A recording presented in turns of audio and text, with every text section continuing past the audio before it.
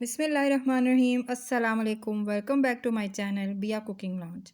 आज मैं एक नई रेसिपी के साथ आई हूँ जिसका नाम है टी केक। तो इसके लिए जिन चीज़ों की मुझे ज़रूरत है मैं आपको बताती हूँ। इसके लिए हमें सबसे पहले लेना है मैदा 1 कप, और हमने चीनी लेनी है 3/4 कप, और इसके अलावा ऑयल हमें चाहिए 1 कप, और मिल्क चाहिए 1/2 कप, बेकिंग पाउडर चाहिए 1/2 टीस्पून, और वनीला एसेंस चाहिए 1 टीस्पून। और इसमें ये रोज़मोर कंपनी का मैं यूज़ करती हूँ, और इसके अलावा मैं 3 अंडे इसमें डालूँगी। अब हमने ये केक बनाना है पतीले में। ये उन लोगों के लिए है जिनके पास अवन नहीं है, तो चाहिए इस तरह से आप इसको प्री हीट कर लेंगे, और ये पहले से आप तेज़ चूल्हे पे रखेंगे ताकि ये गर्म हो जाए। अब आइए तैयार करते हैं। सबसे पहले मैं अंडे को बीट करूँगी।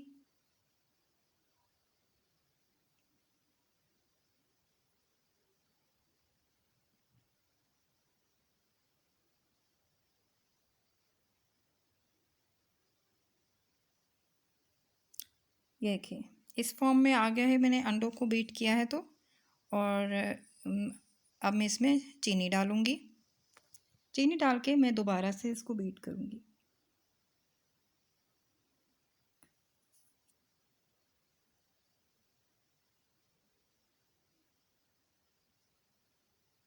ये देखिए अब ये इस तरह से इसका टेक्सचर बन रहा है फ्लफ़ी फॉर्म में। ये ऐसे थिक सा होगा आपका भी, इस तरह से बनाना है। अब इसमें मैं ऑयल डालूँगी, और अब इनको मैं दोबारा बीट करूँगी। ये कि मैं मिल्क डाल रही हूँ, और फिर से मैं इसको बीट करूँगी। ये कि मैंने मैदा स्विफ्ट करके डाला है, इसको अच्छी तरह से छान लें।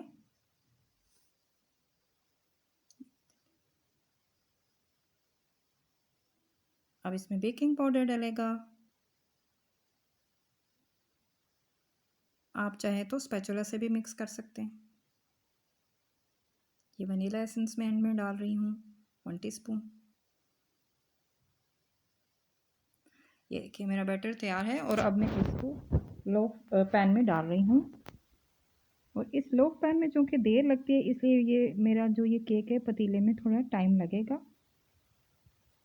ओवन में ये 1 घंटे में बनता है। और अब इसको मैं इस तरह से टैप कर लूँगी, ये देखें, ताकि इसमें से एयर बबल्स निकल जाएं।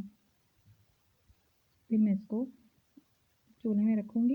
ये देखें पतीले में रख के मैंने इसको लो हीट पे नहीं रखना, ना मैंने तेज़ फ्लेम करनी है इसको। मीडियम हीट पे आप रखिएगा प्लीज़। और ये देखिए ये मेरा अभी तैयार हो रहा है। ये 1 घंटे बाद चेक किया तो अभी ये हमारा रेडी है।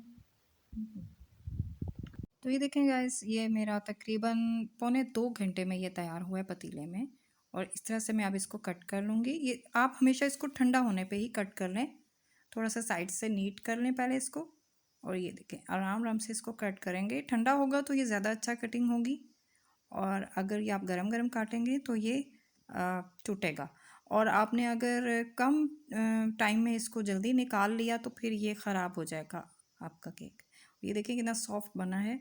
और इसमें आप येलो फूड कलर प्लीज़ ज़रूर डालिएगा, वो ठीक है।